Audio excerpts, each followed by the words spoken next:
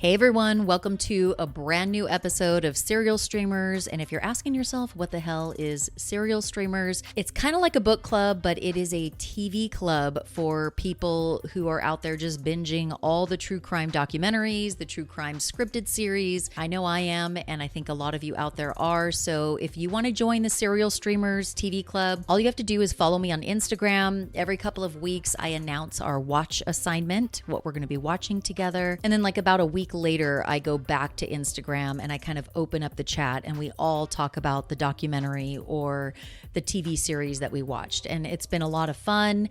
Every time I record one of these episodes, I record it for YouTube. And so make sure you're subscribed to my YouTube channel, which is at Jami on Air. And then I also record a podcast episode and I throw it up on the Murderish podcast feed. So you just have to subscribe to Murderish, my true crime podcast. And every other Friday, you'll get the Serial Streamers episodes. So hopefully that makes sense. Before we get started with today's documentary, I just want to offer like a bunch of trigger warnings because this docuseries in particular really got me. It was very triggering. It was very emotional. I cried during episode 3, maybe even episode 2. It just was very disturbing. It's very dark. So this is not like a palate cleanser type of like the Tinder swindler. This is not the Tinder swindler. This is a lot darker, but it was very well done. And it's a story that I think needs to be told and I think people can learn from it. And so I do suggest that you watch it if you can get through it. But the trigger warnings that I want to offer are in regard to physical and sexual abuse, coercive control, suicidal ideation, as well as extreme mental decline, because this cult leader really did a number on these college students.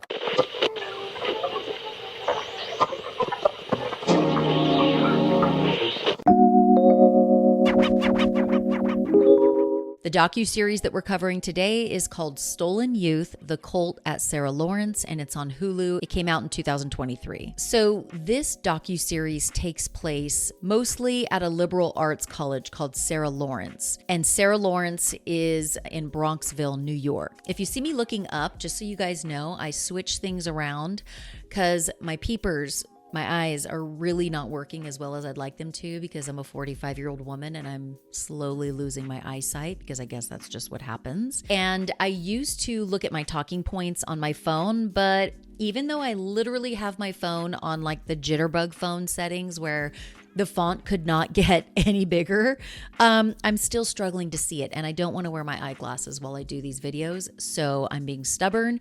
So what I did was I bought an iPad and I'm projecting my Google Doc that has all my talking points up on a TV screen that is hanging up in front of me. And so if you see me kind of looking up and to the right, that's me checking my notes. And it's nice big font that I can see well as a 45-year-old woman. And so hallelujah. Okay. Back to the story. So it takes place during a particular group of college students, a really kind of tight-knit circle of friends at Sarah Lawrence College in the fall of 2009 is when kind of everything begins. Now, the Sarah Lawrence College slogan is, "You are different and so are we." So Sarah Lawrence, they say in the docuseries, the school attracts a lot of outcasts, a lot of like unique individuals. Students can really be themselves at this college with no judgment, which I thought was pretty cool. Oh, here comes the FedEx guy. My dogs are going to bark. 3, 2, and there it is. That's Clipper. Okay, get it all out. A few more barks. Yes. Okay. Now, this particular group of friends at Sarah Lawrence College, there was, a number of them, maybe like anywhere from 7 to 9 of them. And they were all really excited because the next year, oh my God, Clipper, can you not? Sorry, Alexis, can you even if he wants to come in here, he can come in here. All right, Alexis to the rescue because Clipper won't shut the fuck up. Clipper. Okay, we've got Clipper in the building. He's got a toy. He's knocking over the camera. It's great. Oh, now my 100-pound German Shepherd just came in here and he has a toy too. I swear to God, these dogs. Like, really, Clipper? Now Clipper's literally growling at me to play with him. Clipper's I don't know if you can see him. Hi. So these group of friends, these college students at Sarah Lawrence, they're really excited because they're going to have the opportunity to all move into a certain building which is on campus, and the building is called Slonim Woods Building 9. And so these group of friends are like, oh my God, we all get to be in the same building. There's like a handful of, guys and a handful of girls, and they're all great friends. A couple of them are dating, and this is like going to be the best year yet, or so they thought. One of the college students, his name is Santos, and he was dating a girl named Talia. They start dating, and all the students say that Talia would really speak about her dad, Larry, like a lot. He was a lawyer, and that's what she wanted to be, and she seemed really proud of her dad, but it kind of got annoying at a certain point because she would literally be at college parties talking about her dad, and it's like, bitch, nobody wants to talk about your fucking dad at this college party. Like, hand me another beer, let's take a shot. But she's like running her mouth, like talking about her dad, can't shut up about her dad, and okay, like cool, you look up to your dad and you're super proud of him. So the group of kids in Building 9 are all very aware of Talia's dad because she apparently looks up to him very much. Talia did disclose to these kids, I'm calling them kids, they're college students, but like I'm a 45-year-old mom and, my daughter's 21. I have a 26-year-old son and I feel like they're both still kids. So I'm going to be calling them kids a lot, but it is what it is. So she did disclose to these kids, her friends, her housemates, that her dad had been in prison for a few years and it was really unfair. He did nothing wrong, but he's going to be getting out of prison soon and she's so excited to be reunited with him. Right before Talia's dad, Larry, gets out of prison, she arranges for him to crash on the couch in the living room of Building 9, where Talia is living with all of her college, friends. And they all kind of were like, yeah, let's be accommodating. This is Talia's dad. She's super excited that he's getting out of prison. Like, cool, he can crash on the couch for a while. When Larry got there, he started talking about, old stories from being in the Marines. He was also an operative of some sort in the CIA. And everybody was really transfixed by Larry's stories because he seemed to be a very interesting individual who'd lived a very interesting and unique life. So they all kind of really liked hearing his stories. And Larry Ray, which is Talia's father, was supposedly a whistleblower against a man named Bernie Carrick. Now, Bernie Carrick is the former New York City police commissioner. And I remember seeing Bernie Carrick in the news a lot when the 9/11 terrorist attacks happened because he would speak about it. I believe he was the New York City police commissioner at the time, which is why I saw him on the news a lot speaking about the tragic event. So supposedly Larry Ray was a whistleblower against some sort of big scandal against Bernie Carrick. And Larry Ray told everybody, who would listen, including these college housemates, that he was an FBI informant and that he used to be a very close friend of Bernie Carrick's. But Larry said that because he blew the whistle on Bernie Carrick and other high-profile individuals, they all wanted revenge and they got it, which is why Larry ended up in prison. So he's basically telling these housemates, these college housemates, that he did nothing wrong. It was just that he was a whistleblower against Bernie Carrick and others, and they were just out for revenge, which is why he ended up in prison. So it seemed like he had a vendetta against Bernie Carrick because Bernie Carrick was supposedly the reason that he ended up in prison on false charges or bogus charges. And now Larry Ray, though, is just very excited because he's going to have a fresh start. He gets to be reunited with his daughter, Talia. She's super excited to see him.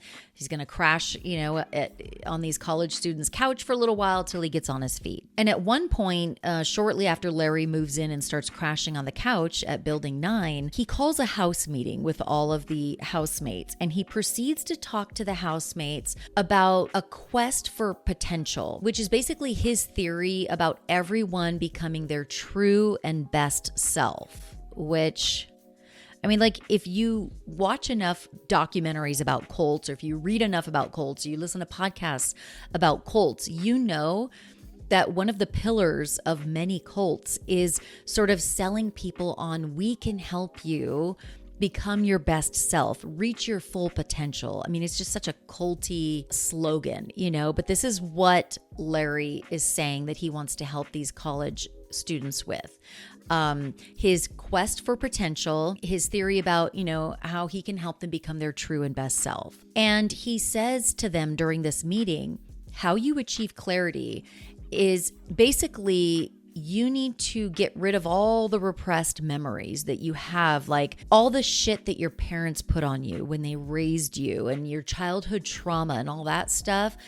We need to get rid of the shit like that because it's in your way and it's precluding you from reaching your full potential and being your true self. It already sounds just like such bullshit, but I can see where these college kids were kind of enamored by him. They believed everything, that he was this high profile individual. He'd held these really high profile, interesting positions within the CIA. He was a Marine, yada, yada, yada, right? So he's just going to help them become their true and best self. And Larry was going to help these housemates, these college kids, get past or heal their repressed trauma.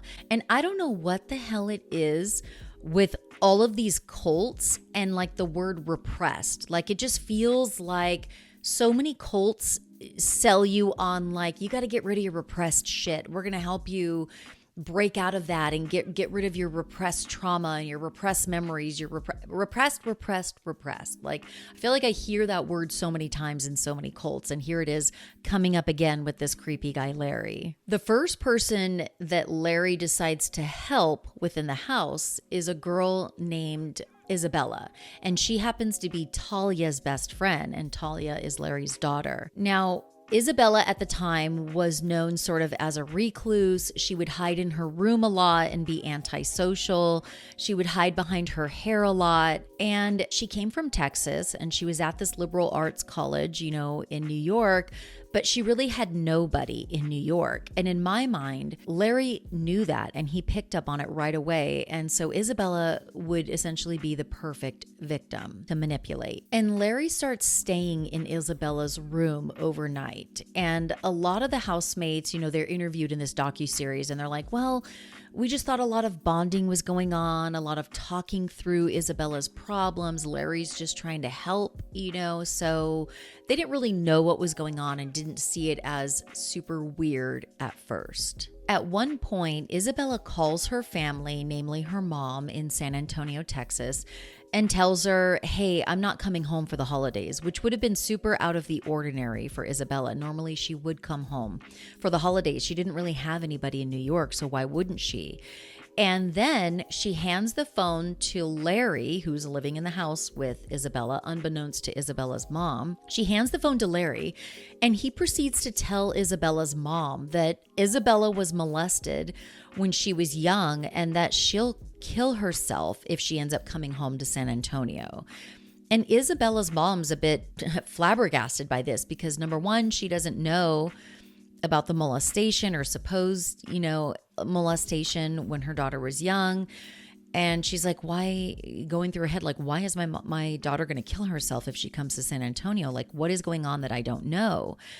And then Larry tells Isabella's mom, he says, look, you were a terrible mother back then. You didn't protect your daughter.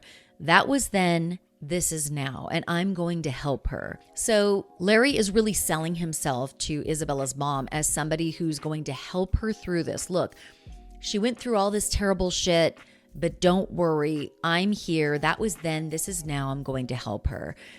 And this is really when everything begins. This is when Larry begins to get his claws on these college students one by one and really start to manipulate them and fuck with their minds. And after Larry starts helping Isabella, her housemates really notice a positive change in her.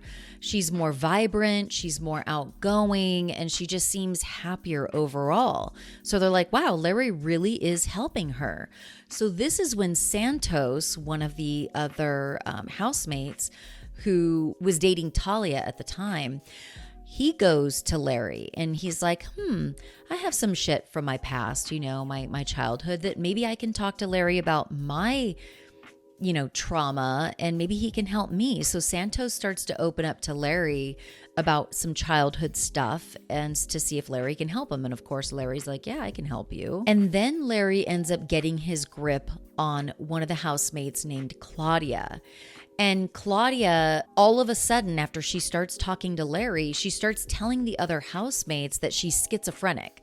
And this is not something they've ever known about her, and nor did they think she was ever schizophrenic. But all of a sudden, she's talked to Larry and he's helping her heal, and now she's telling everybody she's schizophrenic. And her best friend Raven, who was another housemate in Building 9, calls bullshit, and she's like, listen, Claudia, you need to stop listening to Larry. Like, you're not schizophrenic. So then Larry gets his grip on a housemate named Dan. Dan is Raven's boyfriend. And he invites Dan to stay at his Upper East Side apartment in the summer of 2011. And Dan really likes this idea because he can stay with this really helpful dad named Larry. And Larry can really, he can help Larry around the apartment, and Dan doesn't have to pay any rent over the summer. So it's kind of a win-win. So at some point, Larry ends up leaving Building 9, and he gets to stay somehow in this Upper East Side New York apartment. And nobody's asking any questions, but he has this apartment. And so he invites Dan to come stay with him over the summer. And like I said, Dan and even Dan's parents thought it was a good idea because they're like, oh, Larry's just Talia's dad. He's a really nice guy. He's a typical dad.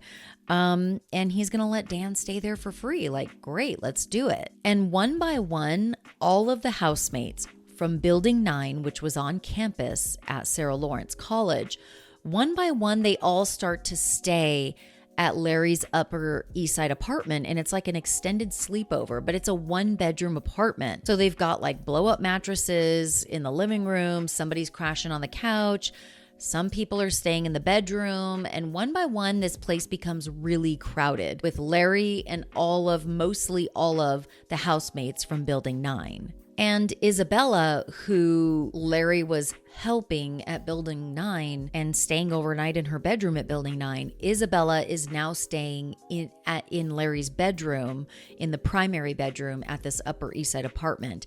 And again, none of the other friends are questioning this. They're just like, we don't know what's going on, but Larry's super helpful. And it just kind of is what it is. They're not really questioning it too much. Larry makes everybody in the apartment, in this crowded apartment, he makes them all wake up at 7 o'clock in the morning. He makes them listen to the same freaking playlist every single morning. They have to do the same Marine style workout regimen, like this military style workout regimen every single morning, because Larry's like, I was in the Marines and I'm going to make you your true and best self, and you've got to get up and work out and shave your heads. And he was just like very military style with them. And at one point during the docuseries, Dan, who moved into Larry's apartment first, says that Larry was sort of acting like his sex professor, and Isabella, who was staying in Larry's bedroom, was sort of Larry's TA.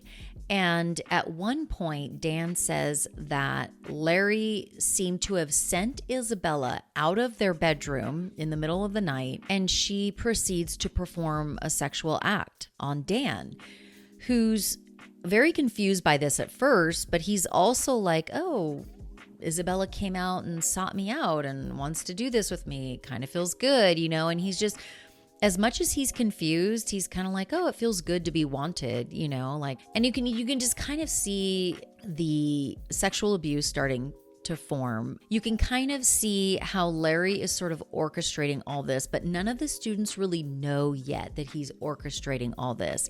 It wasn't until later that Dan realized, like, oh, I think Larry sent Isabella out of the room to go do that to me, because Larry, unbeknownst to Dan, was really grooming Dan for future sexual abuse. And we will get into that. By the fall of 2011, all the kids, these housemates, they're back at school. They go to school during the day, but they're all going back to Larry's apartment at night.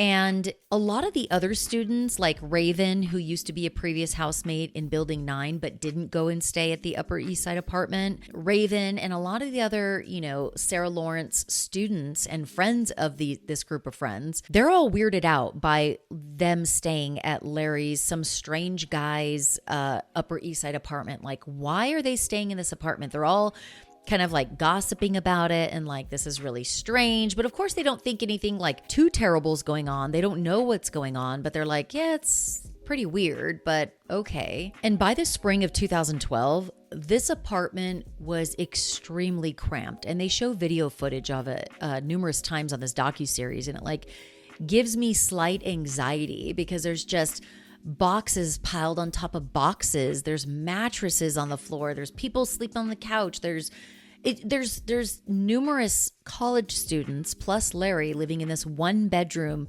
New York apartment with all their shit, and it looked like a hoarder apartment, and it just was getting very strange. And in the docuseries, one of the kids who's staying there says that Larry would cut up Adderall every day so that all the kids staying there and him could stay focused on the task at hand, on the workouts, on the organizing, on the woodworking that would eventually happen in this apartment. Like, there's one point in the docuseries where they talk about, and they show footage of it, Larry all of a sudden picks up woodworking as a hobby, and he's got these huge commercial saws and woodworking tools brought up to this apartment. I have no idea how they got them inside. And he brings them inside this apartment, and it's like, can you imagine he turns these tools on that are really meant to be in a shop or a garage? Like, what the fuck is going on with all of his neighbors? Like, didn't they complain? I mean, they don't really talk about that in the docuseries, but that was my first thought. Like, how does it all fit into this apartment? It's just like hoarder status. And then Larry would start to accuse the housemates of damaging his property. And they wouldn't remember damaging the property because they actually, in actuality, they probably didn't, but he would accuse them of it. And if Larry says it happened, these students are like, well, it must have happened. And through his sort of like mind control, these students would start to believe, well, I guess I must have damaged something. And then Larry would interrogate them very aggressively. And it's on camera. You can see footage of this. He loved to record everything. And so he would interrogate them and convince them that they did something. And over time, he would break them down to where they would just falsely confess and say, oh, yeah, I did. And I'm sorry I broke it and I'll repair it. And he's like, okay, well, yeah. Larry's like, well, that needs to be dealt with. You need to pay me back for that. You know, that costs $5,000, or how are you going to fix this for me? You damaged it clearly. And it's just this bizarre mind fuck from Larry. And you can clearly see, it's like, if you're into true crime content, we've all seen where there's these interrogations where authorities might interrogate somebody for hours and hours and hours and not give them any food or water, and they're tired. And over time, kind of like Amanda Knox, they falsely confess. And you think that you'll never confess to something you didn't do.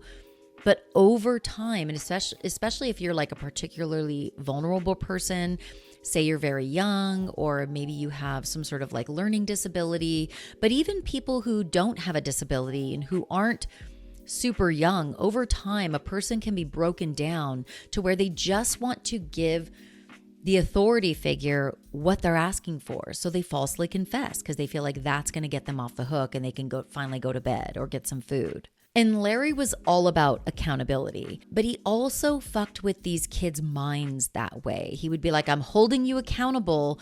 And they at first are like, accountable for what? I don't think I broke that thing. But over time, they would just falsely confess and say they did. And, you know, Larry would kind of like feed them the bullshit line of like, yeah, well, this must be a repressed memory. And these kids just believed Larry, like he was the arbiter of truth. If Larry said something happened, well, it definitely happened. I mean, that he was able to sort of like coercively control them and manipulate them to, over time, believe that like, if whatever Larry's saying is the absolute truth, so it must have happened. Now I owe him all this money, or now I need to fix this thing that I supposedly broke. And Larry came down the hardest on Santos, and maybe it was because Santos was dating Larry's daughter Talia at the time, and maybe Larry was trying to get him back for that. I really don't know, but they theorized this in the docuseries. And he would convince Santos, and you see the footage of this, and it's heartbreaking.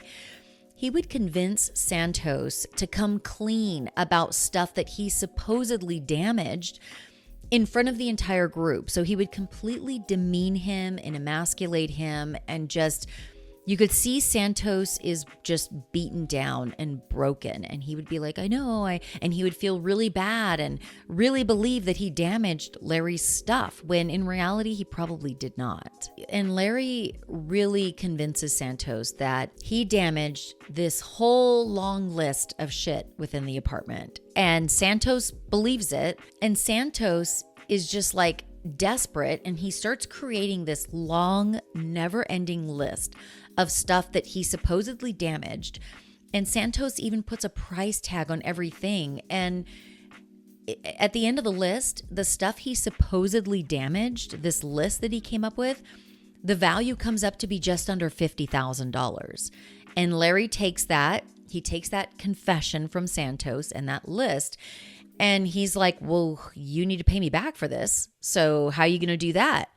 So Santos starts calling his parents and asking for money. He's completely desperate to get this money, to give to Larry, to do the right thing, and to be held accountable for supposedly breaking all of Larry's stuff.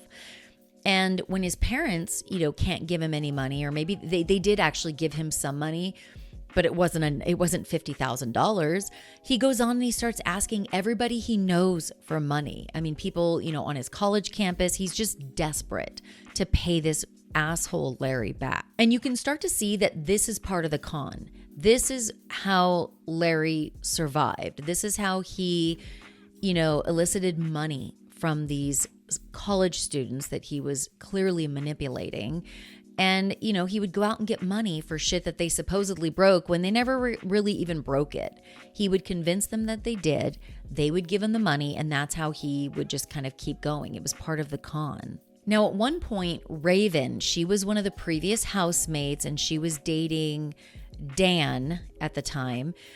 Raven is now, Raven did not go with all these kids to live in Larry's creepy apartment in New York. So she's still living on the college campus, and she's going around telling people, like, by this point, she's convinced that Larry is some sort of pervert and what the fuck is wrong with him. And she's like opening her mouth and talking to people about this guy that all her friends are living with for some reason that she can't figure out. But she's like, dude, he's a creep. And shortly after Raven starts talking to people and really opening up about how creepy Larry is, this bizarre open email to the dean of the college gets sent out. And copied on the email are a bunch of students at Sarah Lawrence College. So this open email gets sent to the dean, and all the students are copied on it. So a lot of people see it. And the email supposedly comes from Claudia, who is one of the kids who's living in Larry's creepy apartment. And Claudia is confessing, and I have bunny ears up, to all these supposedly harmful things that she supposedly said about Larry. And she's confessing in this email, Claudia is, saying like, oh, I said all these terrible things about Larry and I made all these allegations, but I just want everybody to know they're not true, and yada, yada, yada. Basically, like, confessing to shit that she supposedly said about Larry and allegations she supposedly made about him. But now she's recanting all of that. And it seems very clear that Larry is actually the one who wrote that open email and tried to make it look like it came from Claudia, because Larry is trying to unwind all the things that Raven had been saying about him around campus. And the dean of the school never does anything about the email. And, the dean of the school never reaches out to anyone who's copied on the email. And the issue just kind of dies. But everybody's kind of thinking about this email from Claudia, which is probably from Larry. But everybody's just kind of like, that's bizarre. So this whole thing is getting more and more bizarre, and people are starting to talk about the group of college students who are now living with this weird man, but none of them are really thinking like the worst thing, right? And I think that's what happens, is that, me being the victim of a serious crime myself, I also ignored a lot of red flags when a creepy guy saw me at the grocery store unbeknownst to me, followed me home unbeknownst to me, And when I got home and walked into my bedroom, he was in my bedroom. And that's a story for another day. I've told it before on Murderish. But I ignored so many red flags. And I think that I did that because your mind never goes to the worst place. And I saw this guy at some point before he went into my bedroom.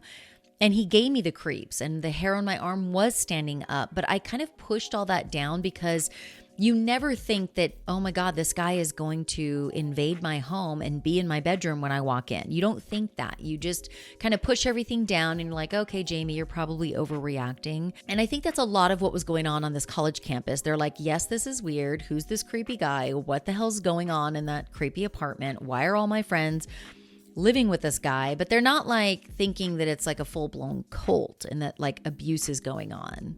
Maybe, maybe not, but most of them I just kind of thought they would talk about it, but they wouldn't be like, oh, there's some really bad shit going on. We need to call the authorities right away. Okay, so back to Bernie Kerik, the former New York police commissioner. When Bernie Kerik first met Larry Ray, Bernie Kerik is interviewed on this docuseries and he says, Larry Ray was a businessman when I met him. He was very wealthy. He had a nice house, a nice family. Sometimes he would tell me and our friends that, he had to fly out to Russia I'll be back soon.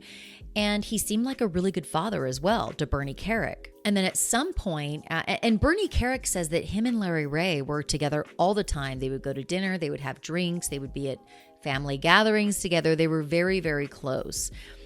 And then Bernie Kerik talks about when the headlines hit. So there was a headline that came out after, he and Larry Ray and Bernie Kerik had become really close friends. And the headline was 19 charged in stock swindle. So Larry was caught up in some sort of stock swindle, con, fraud, whatever it was.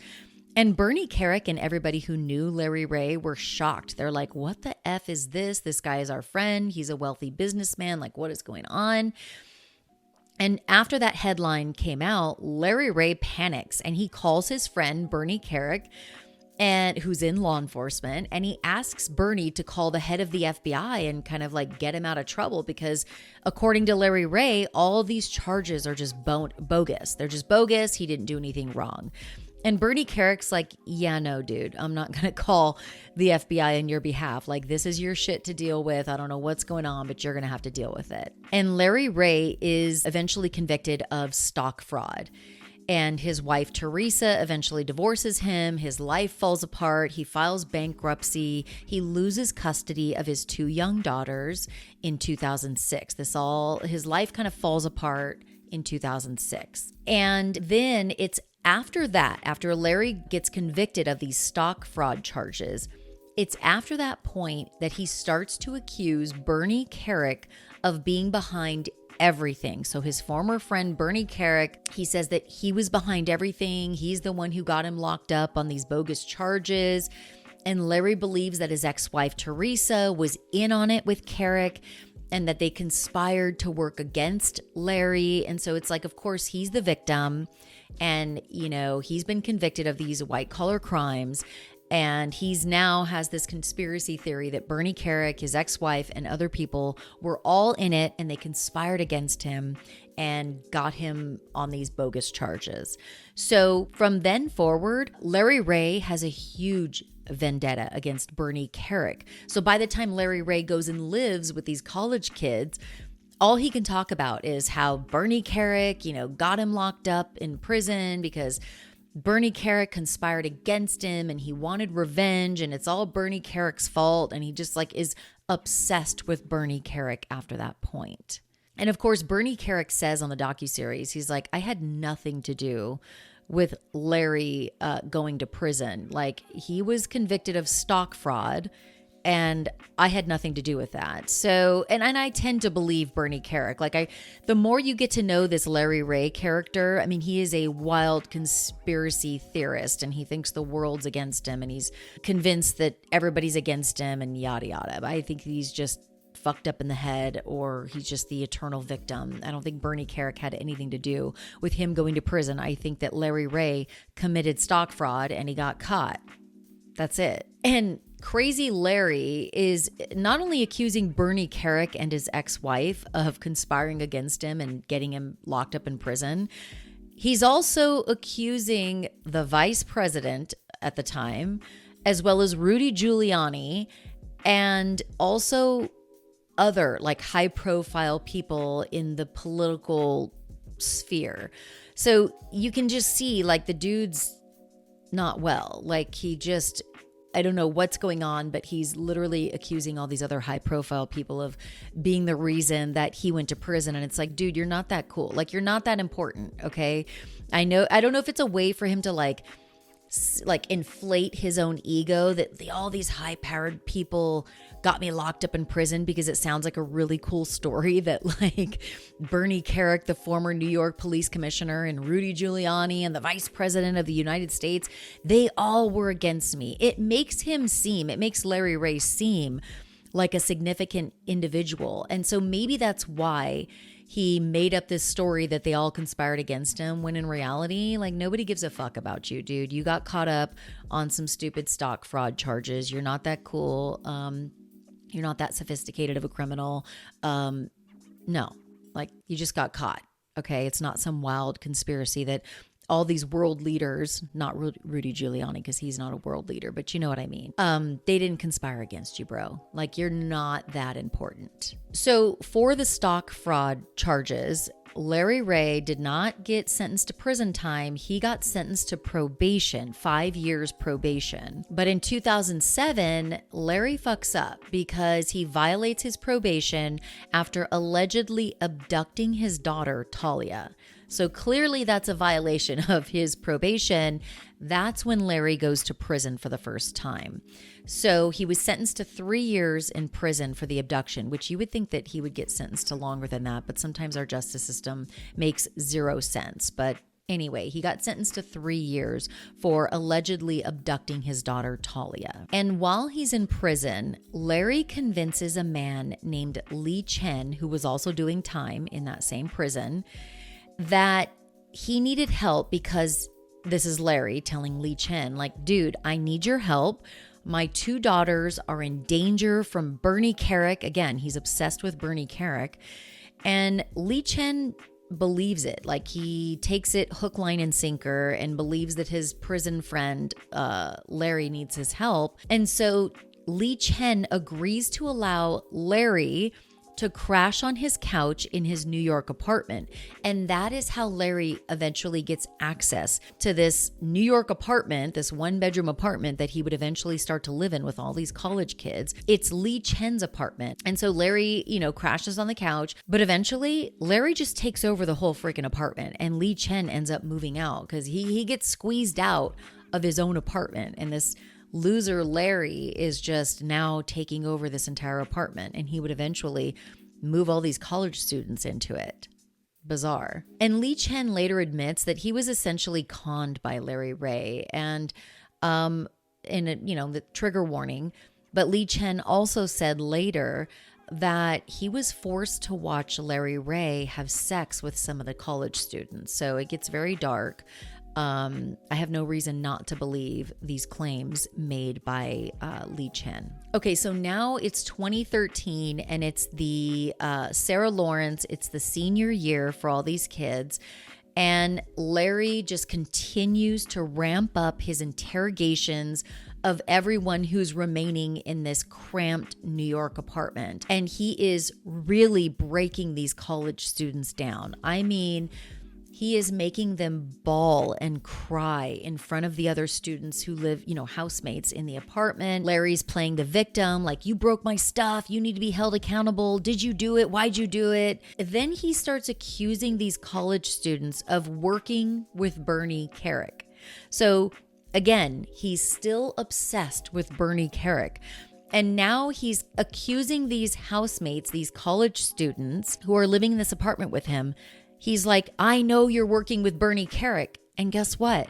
These kids start to falsely confess that, yes, I'm working with Bernie Carrick. And they falsely confess because Larry has totally gotten into their minds and manipulated them and controlled them and broken them down. He's withholding food. He's putting locks on the refrigerator. You know, they're not sleeping well. He's withholding sleep, and he's just got them so broken down that they will confess to almost anything he accuses them of. And by this time, his own daughter, Talia, has moved out of the New York apartment, and now she's living back on the Sarah Lawrence campus. And the students who still remain in this creepy apartment, they only get to eat when Larry says they can eat. And they continue to falsely confess to whatever Larry accuses them of. And it's all on video. He loved to turn on a video camera and interrogate these kids. And you can just see the life has been taken from them. Their eyes are dead. They have dark circles and bags under their eyes. They're all thin. They're all frail.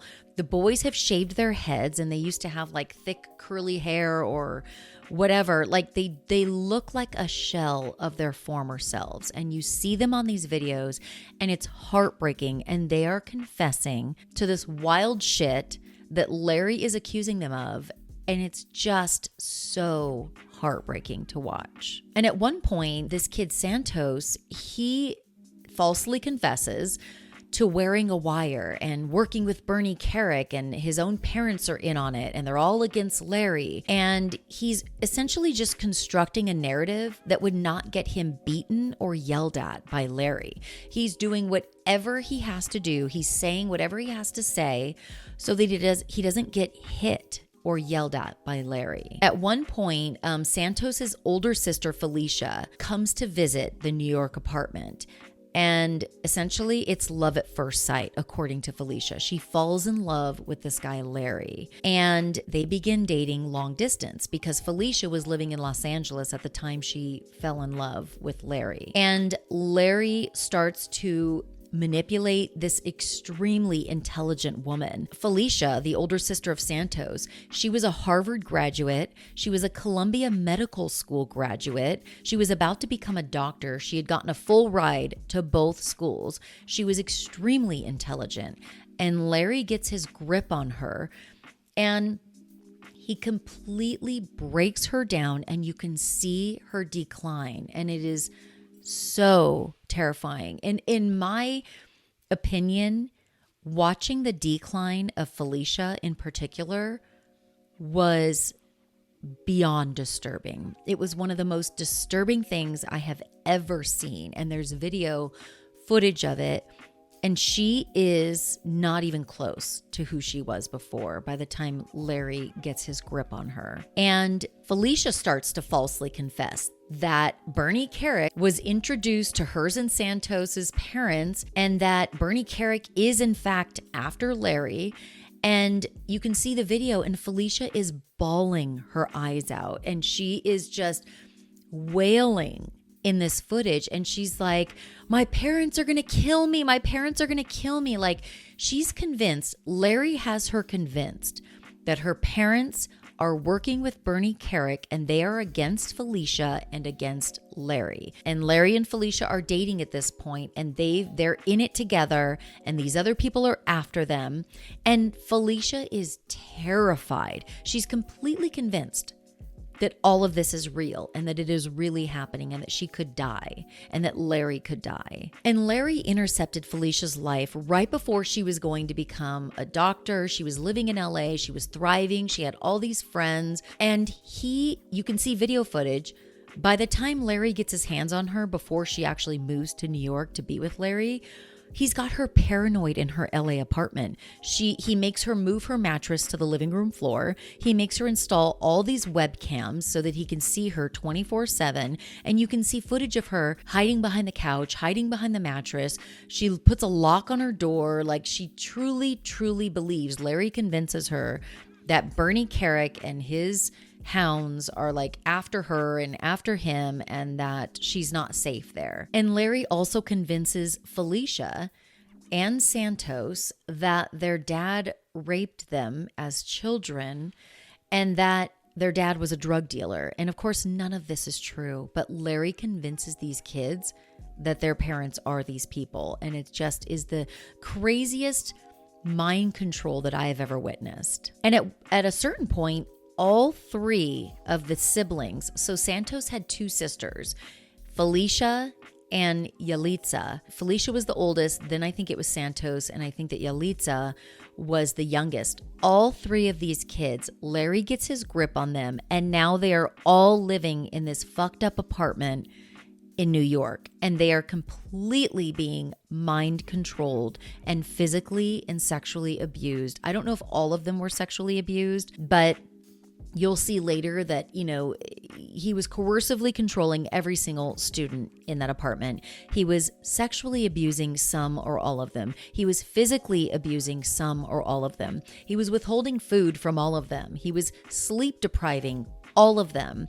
He was interrogating all of them. I mean, it was the most fucked up thing that I think that I have seen in a long time. And all of these siblings, their poor parents, now will not speak to their parents because they think they're bad people because of Larry, because Larry's just manipulated them and controlled them into thinking that their parents are bad people. And all three of these kids are begging their parents for money on Larry's behalf because they are extremely afraid of Larry. And their parents actually end up borrowing a lot of money. They give it to the kids give it to Larry. And the parents say on this docuseries that they gave the kids about $300,000. They had to sell their house, they sold their car, they borrowed from friends of friends, and they gave this money to their kids, and their kids gave all that fucking money to Larry. At one point, this was when the docuseries got really disturbing for me. There's video footage of Larry using a tool, like a metal tool. I'm not good with tools, but it's the kind that, like, if you can clamp down on it and turn a screw. I'm sorry, I don't know what the hell it's called, but it's this metal tool, and he's clamping down on Dan's tongue, and he's beating him with a mallet while he has his tongue. He's beating Dan in the side with a mallet, and it's taking Dan's breath away. And he's repeatedly hitting him, and he's abusing him and demeaning him and telling him all this shit. And then he hits him again, and then he hits him again. And Dan's like crying out in pain. It's absolutely awful to watch. So these kids were being abused and controlled and manipulated in every way that you can think of. And at one point, Dan is just at his lowest point. He's living in this apartment. He's being abused. He goes out on the rooftop of the apartment, and he's, really having suicidal ideation, and he's really considering jumping off of that building. But then he has a moment of clarity, and he realizes it's very peaceful out here when I'm away from the apartment, when I'm away from my abuser, when I'm away from that guy, Larry. I feel more at peace. And it was after this point that Dan took his shit and he left that apartment. He never looked back. He wouldn't answer the phone when Larry would call, and Dan was able to escape the apartment. Meanwhile, Santos and his two sisters, Yalitza and Felicia, are just falling deeper and deeper and deeper into this cult, deeper into Larry's manipulation and abuse. And it's just, you can see their decline. I mean, you have to watch this docuseries to really understand the gravity of this, how badly these kids were not well. They were not well by any stretch of the imagination. All three of them looked like they could die by suicide at any moment, or die at the hands of Larry's abuse. I mean, or malnutrition. It was just, they were falling deeper and deeper into Larry's shit. In the spring of 2013, it's college graduation, and many of these students do graduate, although Santos sadly does not graduate because he is fully in the thick of this Larry's cult and abuse. So Santos does not end up graduating. But Dan, Talia, Isabella, Yalitza, and Claudia graduate. But some of them are still in the cult. Although Talia, Larry's daughter, had moved out of the house by then, but Claudia, Yalitza, Isabella, and Dan and Santos are still in that cult, as well as Felicia, who'd previously graduated college at a different school. And the day after graduation, they all go on this cruise, this booze cruise, and Raven, the housemate who always kind of had suspicions about Larry being a bad guy, she confronts the women. She confronts Claudia, Talia, and Isabella, and she's like, "You guys know you're in a cult, right?" And Talia just kind of laughs it off, and Talia, being Larry's daughter, she just kind of laughs it off.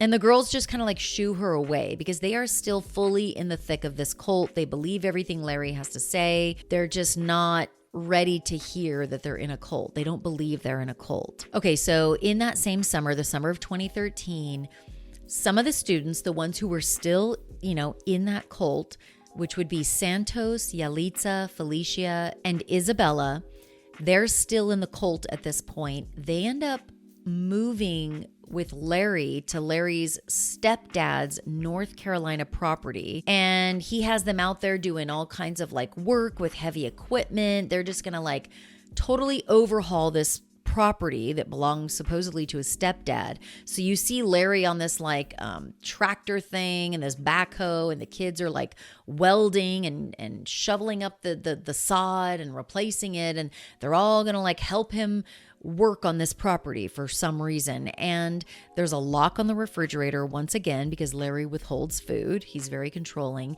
And all the kids there have to ask for permission to eat any food. And Larry is on so much Adderall at this point. He barely ever slept, like barely ever.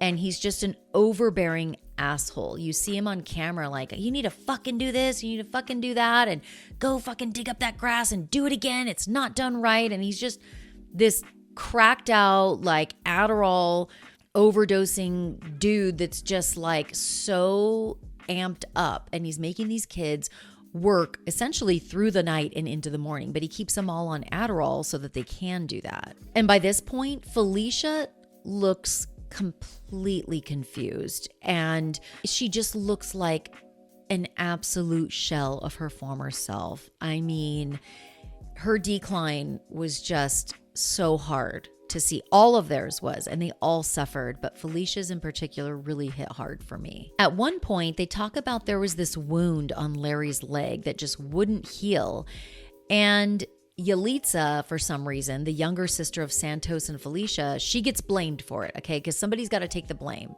for everything that happens. And she ends up falsely confessing to Larry that she had poisoned her sister Felicia, and she says her parents put her up to it. So Larry's got her falsely admitting to poisoning her sister Felicia. It's just wild. And this is where a long-standing poisoning lie begins. And Larry would have everyone in that house who was still in the cult convinced that they were all poisoned. And Yalitza was at that either Yalitza had poisoned all, it was kind of unclear to me. But what matters is that Larry had everybody in that house convinced they'd all been poisoned. And at one point, Yalitza gets tired and she escapes the house one night. She walks into the woods and she ends up just hopping on a train with the clothes on her back, and she goes back to New York. And so essentially she leaves her brother Santos and Felicia behind, who are still totally in the thick of it with this guy Larry. But she just saves herself and she leaves. So one by one, you can see that like some of the students are able to make it out, but others are just deeply entrenched and they're not able to make it out just yet. In 2015, there is an extremely disturbing video of Santos. He keeps slapping himself right here on the jaw, and he's yelling at his sister Felicia on this video that Larry is taking. Neither of them are well. Neither of them are even close to being well. And essentially, Larry had pitted these two siblings against each other, and Felicia is bawling and wailing and crying, and Santos is bending down and yelling at her, trying to get her to confess to some bullshit that Larry put him up to.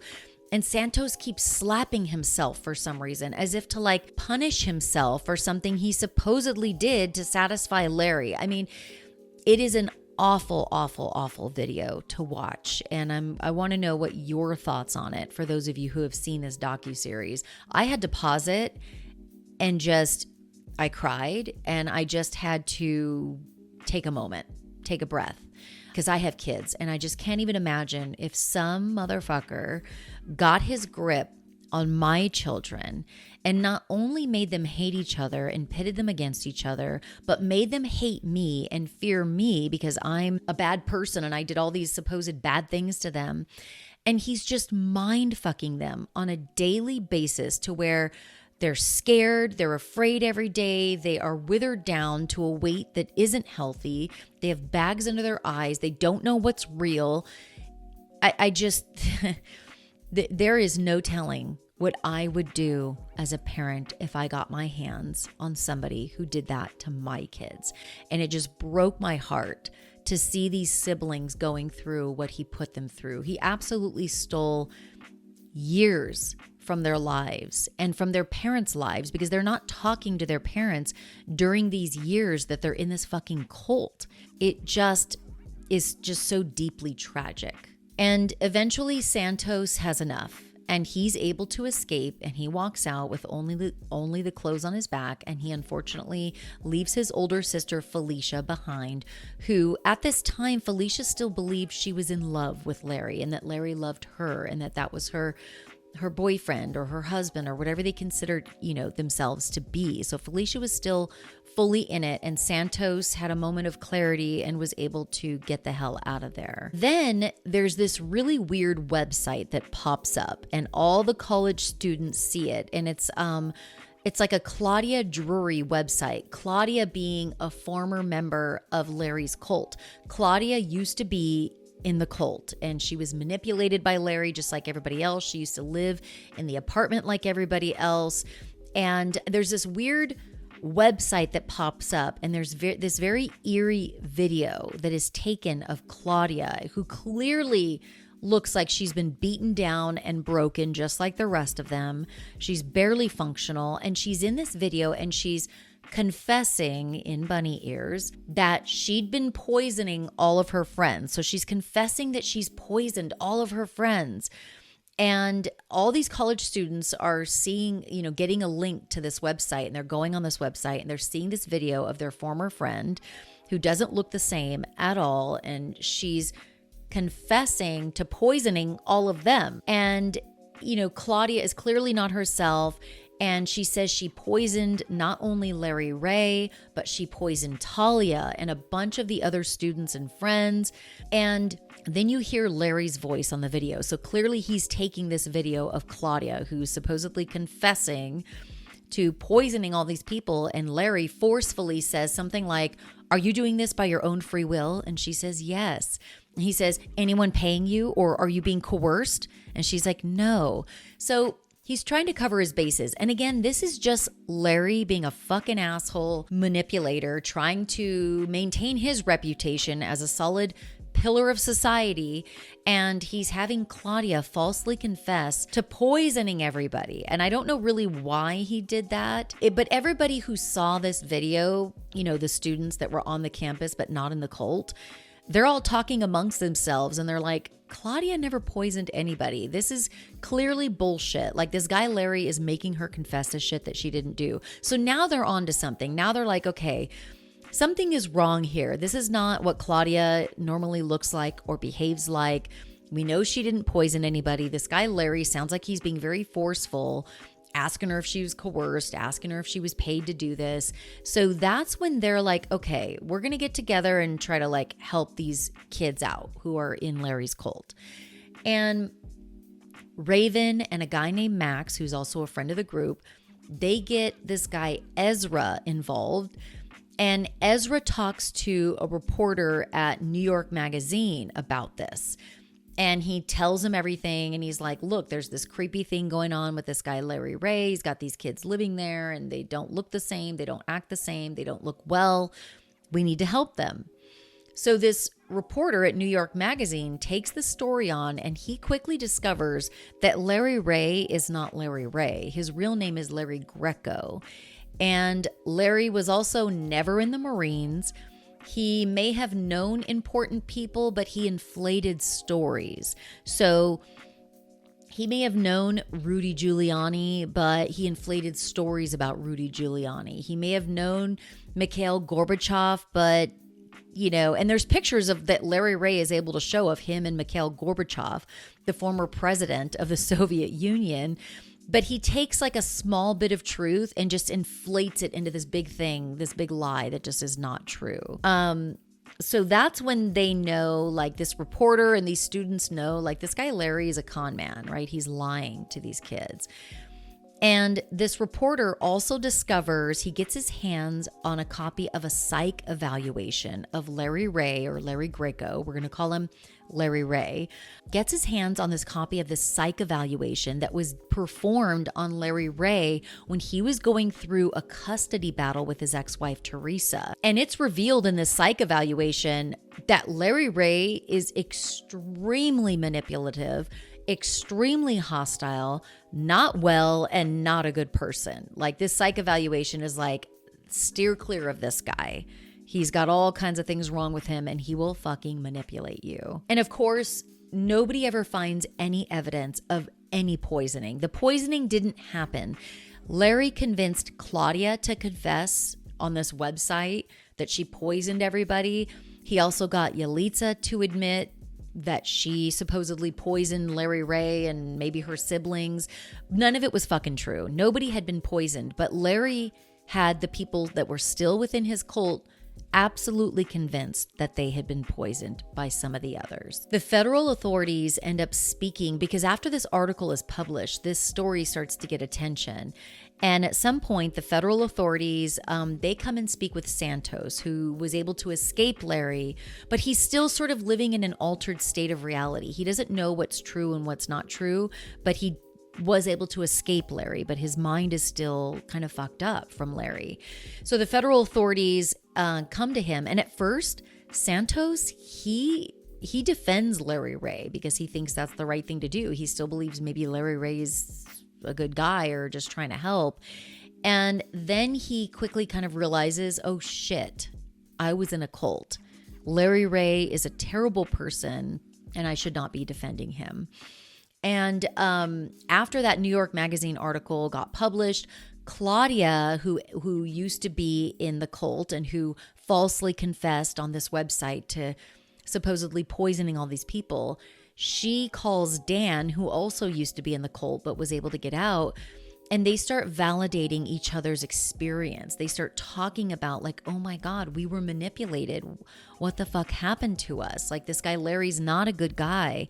And Claudia was able to get away from Larry after the New York Magazine article was published. So a lot of good things happened after this New York Magazine article was published and everybody started to read about this crazy story of this dad who crashes on these college students' couch on campus and eventually gets them all to move into this apartment with him, and they're just in a cult. Eventually, Larry Ray does get evicted from Lee Chen's apartment after about 5 years of staying there. I mean, absolutely wild. And after Larry gets evicted from this apartment, he moves to a friend's house in New Jersey with Felicia and Isabella. Felicia and Isabella are the two remaining women who are still in deep with Larry in this cult. Isabella is the first person Larry started to manipulate, started to sexually abuse. That's, all the kids would talk about how he would sleep overnight in her bedroom. And Felicia was dating Larry, but she too was being badly abused and manipulated. But these two women, at the time that they move into Larry's friend's house in New Jersey, they fully do not know they're in a cult. They fully believe Larry is their protector, their guider, the arbiter of truth. Like everything he says is true, and we're going to follow him, and he's going to help us. And Felicia believed she was in love with him, and that Larry was in love with her. Like they are fully in it with this guy. In 2020, the FBI ends up raiding that New Jersey home, and they end up arresting Larry Ray, or Larry Greco.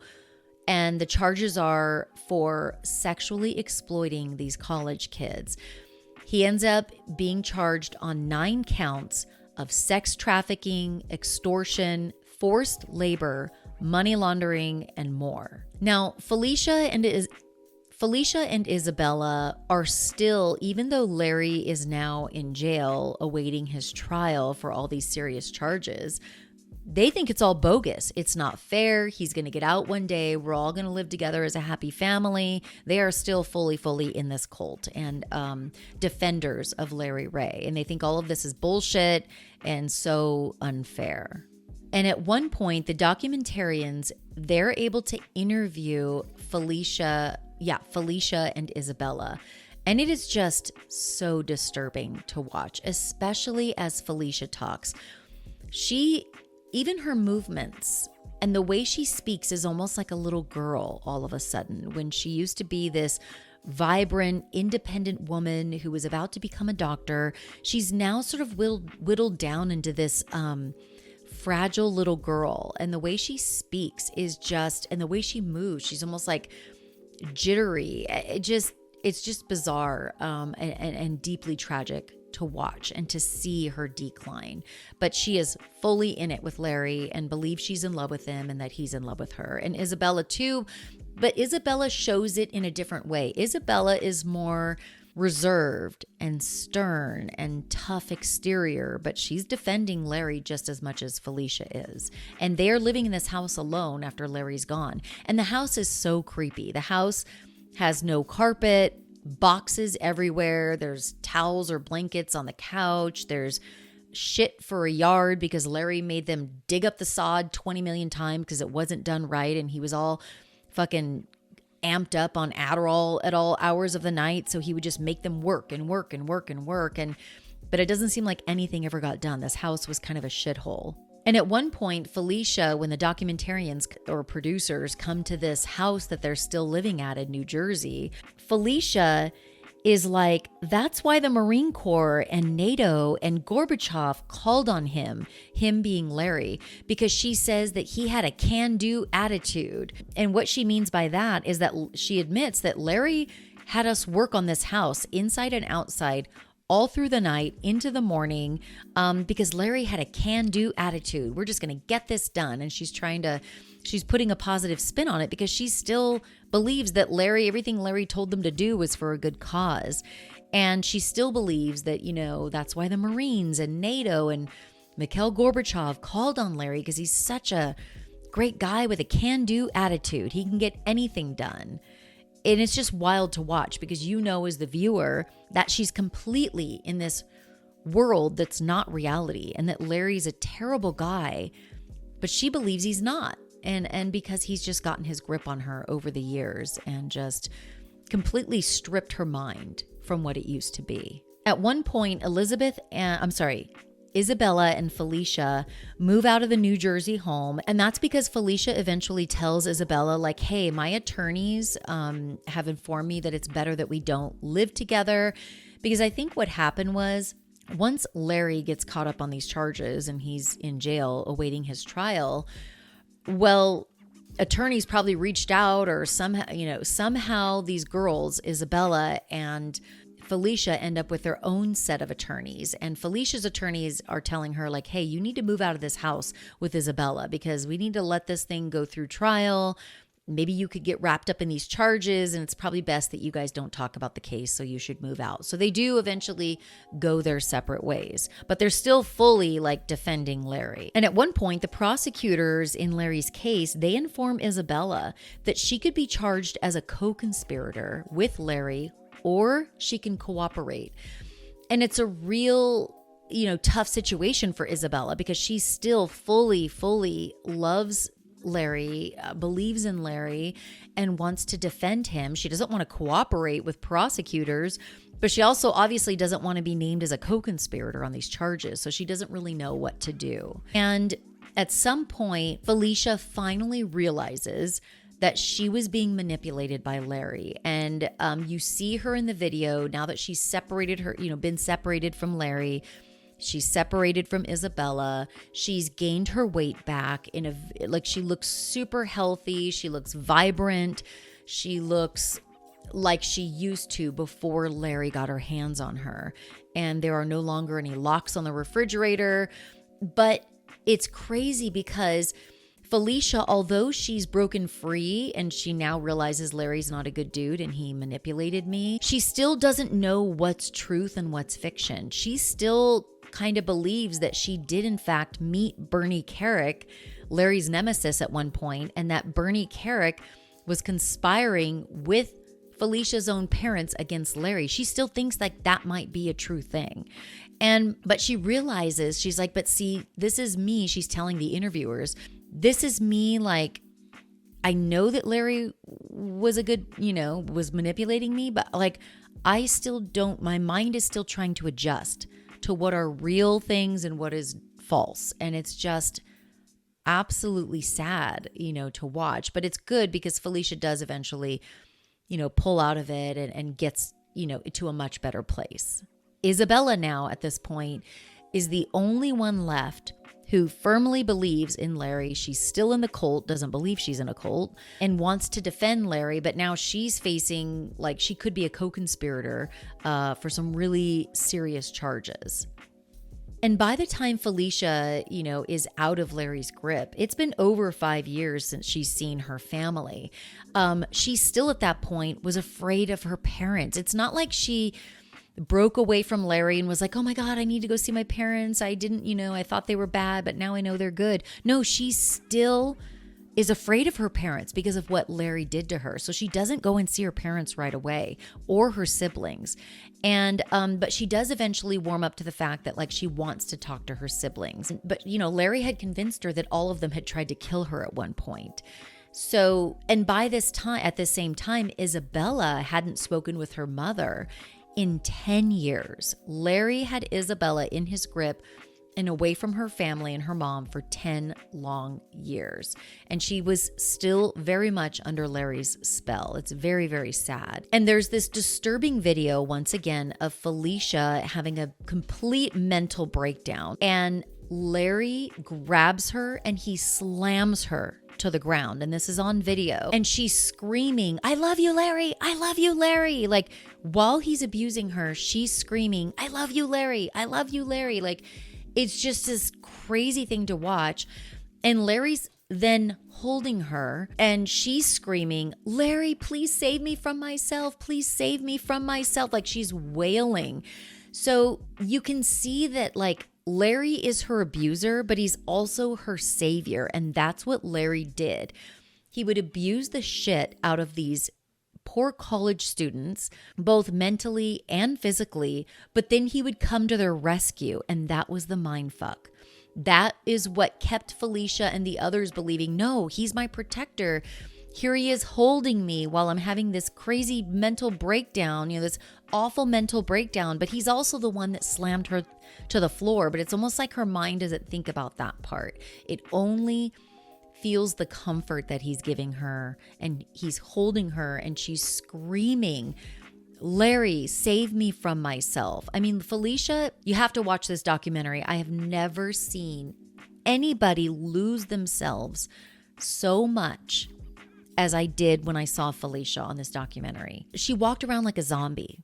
I mean, it's awful. Now, at one point, the docuseries talks about how, and I can't remember who's saying this part, how allegedly Larry and Isabella, the last remaining cult member, visited Claudia in Manhattan after Claudia had already broken free from the cult because she hadn't paid up. And by paid up, it seems that Claudia was being pimped out as an escort by Larry so that she could generate money to bring back to Larry. And, Larry convinces Isabella, hey, we got to go visit Claudia. She hasn't paid up. Let's go rough her up and, get her to give us the money.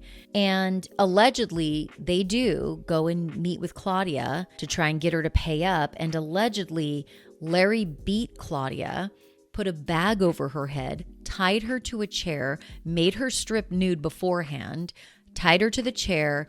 But Isabella is being interviewed about these allegations in the documentary after Larry's been arrested, but she still supports him. And Isabella denies this. She says, no, I think Claudia made all of that up. It seems apparent that more than likely it probably did happen. But either Claudia is blocking that out because it was so disturbing, or maybe Larry's convinced her that it didn't happen because he's so manipulative, or Claudia simply knows it happened, but possibly just obviously she doesn't want to out herself as being involved in any of that because it's highly illegal and she could get wrapped up in charges for that. So I don't really know, but Isabella denies that they ever did that, her and Larry, to Claudia. In 2021, the FBI raids Isabella's home, and it's caught on ring footage or some sort of like doorbell video footage. And Isabella is actually charged with 4 serious counts. One of them being sex trafficking, which is extremely serious. And Felicia, she's still going through her healing process, and she does eventually reach out to her mother. And I just bawled during this conversation. She reunites with her mother. They are back in each other's arms and they just can't get enough of each other. And it's been so many years since they've been able to be a family. And Felicia now fully realizes that her parents, there was never anything to be afraid of. Everything that Larry accused them of was false. And so now they're sort of like putting the pieces back together as a family. And Felicia and Santos, they end up reuniting with Yalitza, and the 3 siblings start to rebuild their relationship as well because they were pitted against each other. So when each of them was able to get out of the cult at different times, it doesn't mean that once all 3 of them were out that they all ran to each other's arms. No, it was a very slow and painful and scary process for all of them. But eventually, I'm happy to say that all of the siblings do come back together and they start to rebuild their relationship because they do and always have really loved each other. But Larry pitted them against each other, made them fear one another and maybe hate one another because they thought each other was doing bad things to each other. And it was just all of Larry's bullshit lies. Meanwhile, it's just so disturbing to see Isabella is still in it. She's been charged with sex trafficking and being a co-conspirator to Larry, but yet she still loves Larry, believes Larry, wants to be with Larry. And so they, she's having these delusions. She's interviewed on camera and she's saying, I picture one day being reunited with Larry and Talia, Larry's daughter, and our children are going to run around together. So she's still thinking like one day they're all going to be reunited and they're going to be one big happy family. And of course, during this time, all I can think is where the fuck is Talia in all of this? Because Talia declined to participate in the documentary. She's Larry's daughter. She's the one who was just hyping him up at all these college parties. She's the one who brought her dad to crash on the couch and kind of brought him into these kids' world. But at some point, Talia leaves the house. And so she's left, all her friends are left with Larry and they just get sucked up into his extremely abusive cult. And all I can think is like, where the fuck is Talia? What does Talia think about her father? What does she feel about having brought him into their lives? And like, what is going on here? But Talia did not participate in the documentary, so we don't get to hear from Talia. More on that in a second. And the documentary reveals that the 3 siblings, Santos, Felicia, and Yalitza, they all testify against Larry Ray or Larry Greco at his trial. And Santos, Felicia, Yalitza, Dan, Claudia are all doing much better. By the end of the documentary, the documentarians catch up with all of them. They're all going through their healing process. They've all gotten better. They all have moved on with their lives. They are back reunited with all of their friends, their families. They've gotten jobs. And it broke my heart that Santos was never allowed to graduate college. And I don't know what he's going to do, from here on out. But he does seem to be doing much better. He's back with his family and he seems happy. And Sarah Lawrence College seemingly took zero accountability for any of this, meaning there was this creepy dad crashing on the couch at a building that the college owns with these college students. And they never did anything about that. They never did anything about the open letter, the email that was sent directly to the dean of the school, as well as, and a lot of other college students were copied on this, with all this bizarre language of abuse and whatever, they never did anything about that. So it seems like the college really didn't take any accountability or really acknowledge any wrongdoing in any of this. And I'm not saying they did wrongdoing. I'm saying you had a creepy dude crashing on the couch in one of your buildings. I'm pretty sure that that's against the rules. Number two, you had this open email go to the dean of the school. Why did the dean of the school never alert anybody, and why was nothing ever done or looked into? It's just strange. And it's interesting because although Talia, Larry's daughter, never ended up facing any charges, the prosecution would refer to her as her father's co-conspirator. So it seems the prosecution did believe that Talia did wrongdoing or was culpable for some of this mess, but maybe they didn't have enough evidence to ever charge her because she never faced charges. And in 2022, Larry Ray Greco was found guilty on all 15 counts against him. He was sentenced to 60 years in federal prison with no parole. And Isabella, this is just wild to me. Isabella pleaded guilty to money laundering. And then was the first time after she was convicted of money laundering, that's the first time she actually publicly condemns Larry Ray and acknowledges that there was wrongdoing here and that Larry maybe wasn't such a great guy. And Isabella does apologize to all of the victims. And this is the wild part, Isabella is sentenced to 4.5 years in federal prison. And I have a note next to this that just says, wow. And the reason I say this is because think about it. Isabella was on the right track. She was at this liberal arts school. She was thriving. She had great friends around her. She had a tumultuous childhood. It seems like she had some issues, but she was now a college student who was going to graduate and go off and do good things. All indicators were that she was going to do, great things with her life. But this guy, Larry, comes in, and she doesn't ask for it, but he comes in, he invades her home along with all of her other housemates. He gets his grip on her and he manipulates the fuck out of her. He abuses her. He coercively controls her.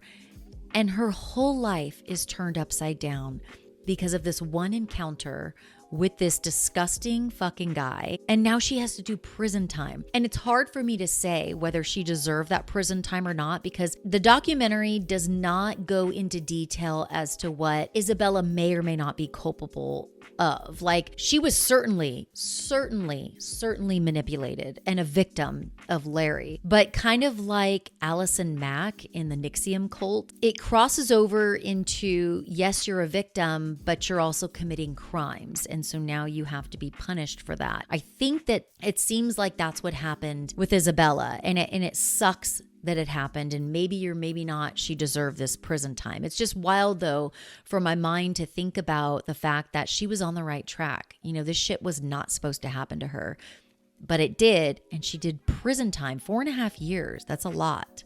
So yeah, that just really struck me. It struck me because it's like that could happen to anybody. You could think that your life is on the right track. You're a law-abiding citizen. You love your family. You love your friends. You're going to be an engineer. You're going to be a lawyer. You're going to be a teacher, whatever. And you meet this guy and now you're doing prison time. And you never thought that that would be you, but it is. And at this point in the documentary, whether it's right or not, I found myself being really fucking pissed off at Talia. And I know that Talia, I'm sure she was a victim of her own father, just like the rest of them. I'm sure of it. But I couldn't help but have both feelings. I feel empathy for her because she certainly was manipulated by her own father.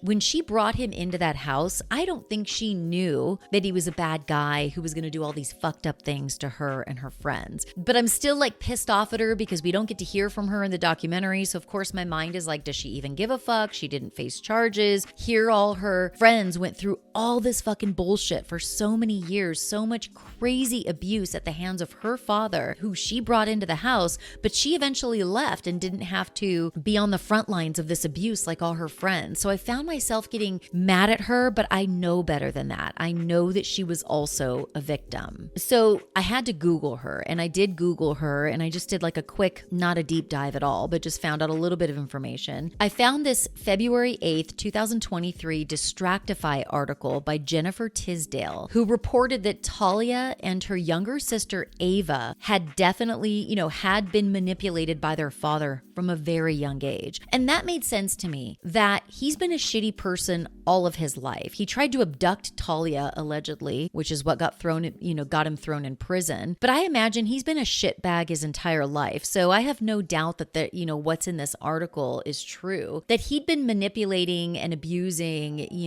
Talia and her little sister Ava for years. So it makes sense to me that by the time he gets out of prison, Talia loves her dad because he's told her all these lies about her mom and made her think that all these charges against him, he's the victim, all of it's bogus. So Talia was genuinely happy to reunite with her father and let him crash on her couch and rebuild a relationship with him and introduce him to all her friends. I don't think she knew for a second what he was about to do to all of them. So I'm glad that I Googled that to learn a little bit more about Talia, because that makes sense. He had been manipulating her and her sister well before he ever met these college student friends of hers. And Larry had, according to this article that I found, Larry had allegedly told his daughters that there was poisonous mold in their childhood home and that their mother was abusive to them. And so yeah, he's been lying to his own daughters and manipulating his own daughters and playing the victim with his own daughters forever. And reportedly, Talia and Ava, this is really sad, but Talia and her sister Ava have not seen each other for 15 years because their father basically was responsible for separating the two of them, because he told them that their mother was abusive, even though she very likely was not abusive to them. And it looks like Talia took her father's side and Ava took her mother Teresa's side.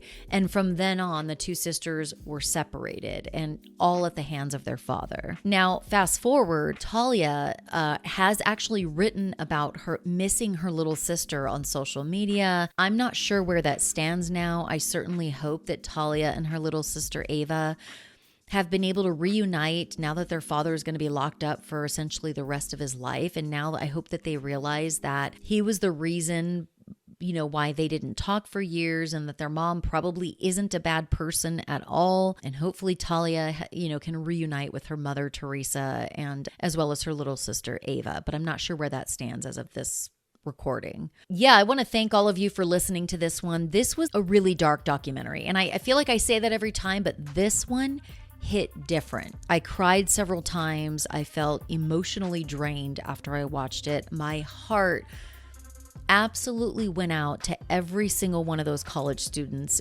for what Larry put them through. The videos of them being physically abused was torturous to watch. So I cannot imagine how it felt to them actually living it. The mental decline of these students, Felicia in particular, but also her brother Santos and Dan. It was just, and Claudia, they were not themselves. Their minds had been completely stripped, and it was just so awful. So, obviously I want to know your thoughts on this. What do you think about it? Did you find yourself getting angry at Talia bringing her father into this group? Not that she's responsible for any of this. I'm not saying that, but I have to be honest with what my feelings were, during this documentary. But of course, after I, Googled Talia, then I laid off and I realized no, she's full blown a victim of her own father. But what do you all think? Tell me what you think about this documentary. What were your thoughts? And also, if you have any suggestions for what we should watch next, I am always open to suggestions. So go to my Instagram. You can leave your suggestions in the comments. I'm at Jami on Air on Instagram. You can leave your, suggestions in the comments. You can DM me. You can email me. Go to my website. You can hit the contact button. You can go to YouTube, leave a comment there. I need suggestions because sometimes I feel like I'm running out of things to watch because I've watched everything, and then you guys come through with really great suggestions, and I'm like, oh, all this content that I haven't seen. So let me know what you think about this one. I appreciate you guys listening and watching. And remember, if you're listening right now on the Murderish podcast and you want to see a video version of this, you can subscribe to my YouTube channel. I'm at Jami on Air. I do a video version of every single episode. And conversely, if you're watching me on YouTube right now, you can listen to me on the podcast. So if you prefer a podcast version, subscribe to the Murderish podcast, and every other Friday you will get brand new Serial Streamers episodes. And I just had a random thought, you guys, before we go. As much as I am like, I hate cults, and I've learned enough about them to kind of like, I feel like I can spot the red flags and like, oh yeah, I would never like join a cult. I sit here and say that, and I realized I'm actually a member of several cults, and I'll list them for you now. The first one is Starbucks. I am a Starbucks girl. I go there every single day. I even asked the barista the other day if I could buy one of the hats. And she's like, no, these are like part of our uniform. And I'm like, okay, I want a Starbucks hat. So I am fully in the Starbucks cult. If you see a lot of my, content on social media, I'm holding a Starbucks cup. Like if you see me around town, I'm holding a Starbucks cup. So that's one cult that I'm in. Another cult that I'm in is the Aviator Nation sweatsuit cult. So I found this company that makes these really freaking cute sweatsuits. They're way overpriced, but I'm in the cult. So of course I bought 4 pairs, and I wear them just about every single day as if it's my uniform. And in fact, I am wearing my Aviator Nation sweats right now. So if that's not a cult, I don't know what is. They got me spending all my hard-earned money, and I represent their brand almost on like a daily basis. It's basically become like a uniform for me at this point. The last cult that I am in, and I just recently joined, I didn't know I was in a cult until recently, but that would be the Orange Theory cult. And if you don't know what Orange Theory is, it is like a workout, and it's based on like your heart rate and getting your heart into like certain zones, like the green zone, the orange zone, the red zone. My best friend's been going to Orange Theory for like the last 4 years, and she like gets up religiously at 5 o'clock in the morning and runs her ass off and rows her ass off in these workouts. I just recently started about 5 or 6 weeks ago. I just upped my membership. Like I'm spending my hard-earned money. I bought a $140 armband that is specifically for the Orange Theory workouts, because what happens is when you're doing these workouts, which I completely love, I'm obsessed with them, but when you do these workouts, if you wear the damn overpriced armband, you get to see your stats live, like which zone you're in, how many calories you've burned, whatever. They totally suck you in, and I'm like in a cult, okay?